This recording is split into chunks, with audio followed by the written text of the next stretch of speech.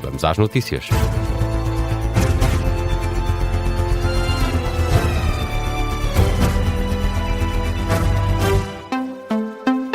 Jornal das Duas com Miguel Videira. Miguel, começamos este jornal com o caso da alegada tortura na esquadra do Largo do Rato, em Lisboa. Mais de 10 agentes da PSP foram detidos durante o dia de hoje.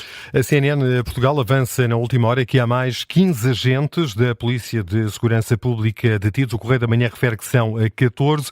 Os dois órgãos de informação coincidem na indicação de que o número de detidos pode aumentar, uma vez que estão a decorrer diligências que se vão prolongar até ao final do dia. Estas detenções foram antecipadas ao início da tarde pelo Ministro da Administração Interna, Luís Neves. A propósito dos acontecimentos, são todos conhecidos da esquadra do Rato, onde há 9 elementos da Polícia de Segurança Pública detidos.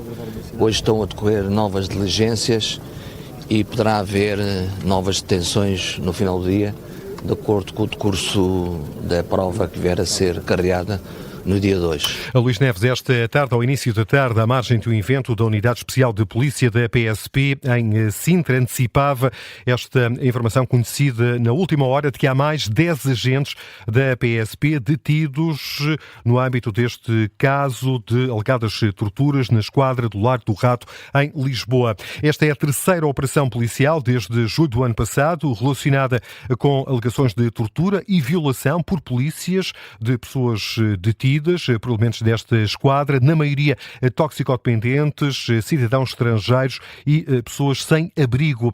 Na primeira e na segunda operações houve um total de 9 agentes da PSP detidos que estão em prisão preventiva. O presidente da Associação Nacional de Sargentos considera que, mais do que atrair, é preciso que as Forças Armadas consigam reter os jovens que entram na instituição.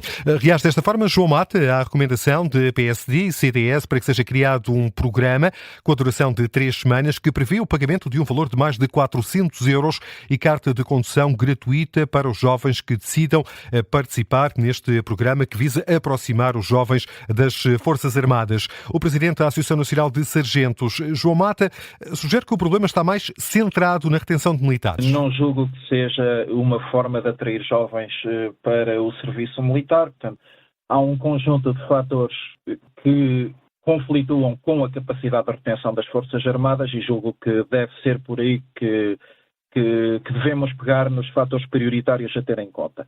Podemos começar, e já que abordámos a questão de que os jovens vão ficar em regime de internato numa parte desse período, Exatamente. Podemos começar pelas questões das instalações.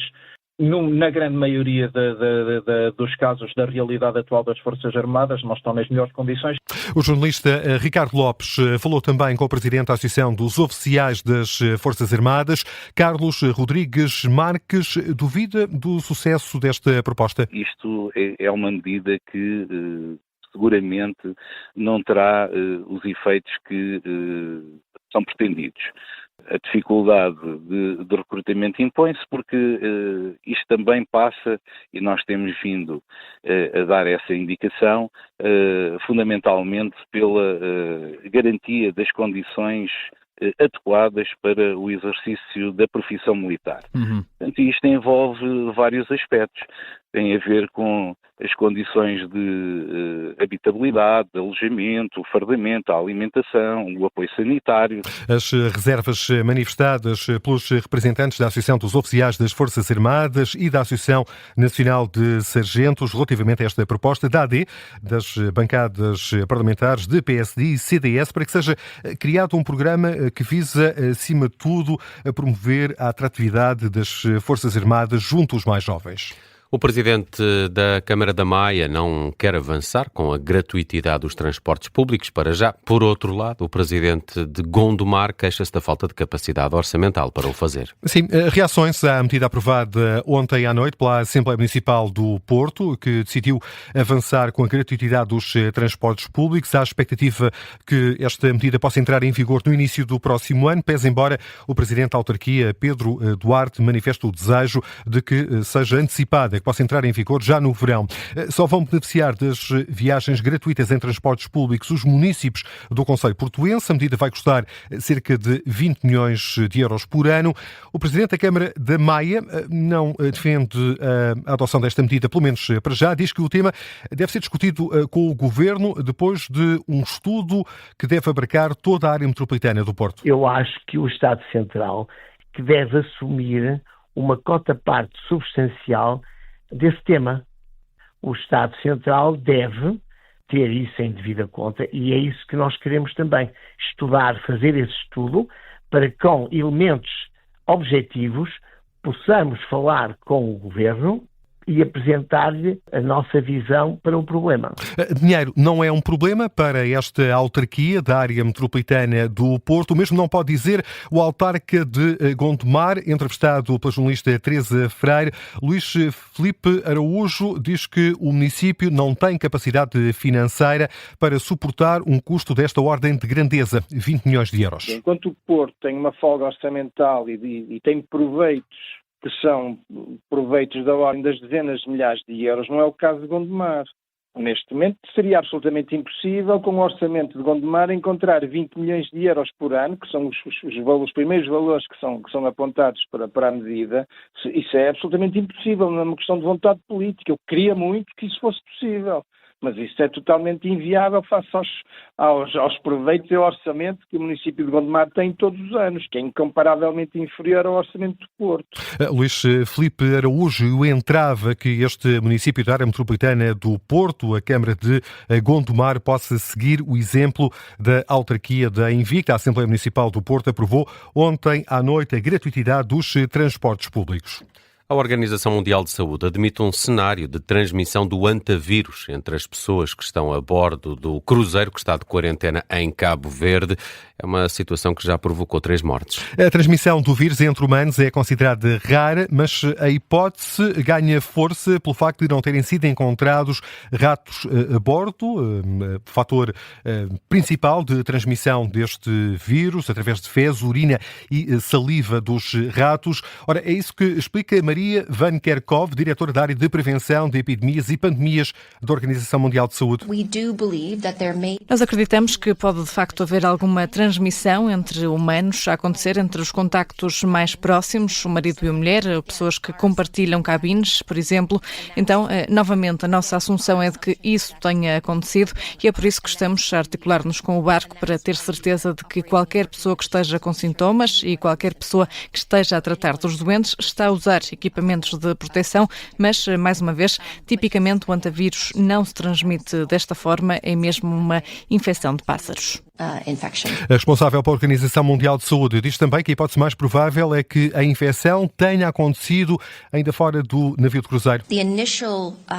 O paciente inicial, o caso inicial e a mulher juntaram-se ao barco na Argentina e com o período de incubação do hantavírus, que pode ser de 1 a 6 semanas, a nossa assunção é de que eles foram infectados ainda fora do barco, talvez enquanto faziam algumas atividades. Este é um barco de expedição, muitas das pessoas a bordo estavam a fazer a observação de pássaros, estavam a fazer muitas atividades com animais selvagens.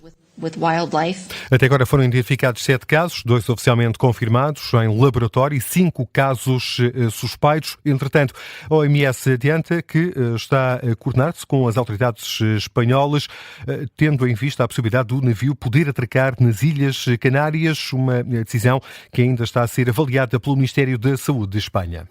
O secretário da Defesa dos Estados Unidos redobra os avisos ao Irão. Garante que foi formada uma cúpula vermelha, azul e branca para proteger o Estreito de Hormuz. Uma alusão às cores da bandeira dos Estados Unidos. O aviso foi feito por Pete Hegseth numa conferência de imprensa que terminou há pouco no Pentágono. O secretário de Defesa norte-americano diz que o Estreito vai estar sob vigilância 24 horas por dia, 7 dias por semana. Como presente dos Estados Unidos para o mundo, criámos uma poderosa cúpula vermelha, branca e azul azul sobre o Estreito de Hormuz. Garantimos vigilância 24 horas por dia, 7 dias por semana para os navios comerciais inofensivos, exceto os do Irão, claro. É por isso que o nosso bloqueio de ferro continua em pleno vigor. Na verdade, 6 navios tentaram furar o bloqueio a partir de portos iranianos desde que o projeto de liberdade começou e todos foram obrigados a dar meia volta. A declaração feita há pouco pelo secretário de Defesa dos Estados Unidos, Pete Hegseth. Vamos ainda a outras notícias que estão a marcar esta tarde, Miguel. Os Emirados Árabes Unidos decidiram fechar o espaço aéreo. A decisão surge 2 dias depois do levantamento de todas as medidas preventivas que tinham sido adotadas em causa dos ataques com recurso a mísseis e drones iranianos no dia de ontem que conduziram ao desvio de voos comerciais para Muscat, a capital de Oman. Foram obrigados a contornar a Arábia Saudita. Agora o país do Golfo Pérsico volta a fechar o espaço aéreo, pelo menos até à próxima segunda-feira. A circulação na linha amarela do metro do Porto já foi retomada. A linha esteve interdita nos 2 sentidos por causa de um acidente. Um carro atravessou a passagem do canal do metro. Não há feridos a registrar. Aconteceu perto do 12:30 junto à estação de General Torres, em Vila Nova de Gaia.